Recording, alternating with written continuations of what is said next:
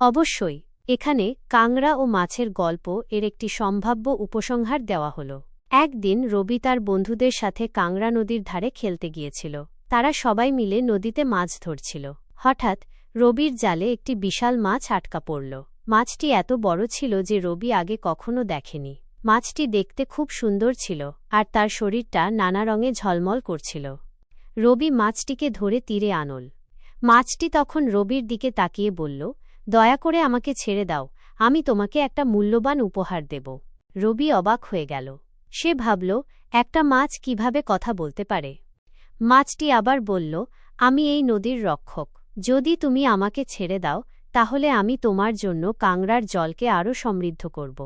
রবি কিছুক্ষণ চিন্তা করল, তারপর সে মাছটিকে নদীতে ছেড়ে দিল। পরদিন রবি আবার নদীতে গেল। সে দেখল নদীর জল আরও পরিষ্কার হয়ে গেছে আর সেখানে অনেক বড় বড় মাছ লাফাচ্ছে। রবি বুঝতে পারল দয়ার বিনিময়ে প্রকৃতি তাকে পুরস্কৃত করেছে। এরপর থেকে রবি প্রায় কাংড়া নদীতে যেত। সে নদীর মাছদের সাথে বন্ধুত্ব পাতিয়েছিল। কাংড়া নদীও রবির কাছে একটা বিশেষ জায়গা হয়ে উঠল।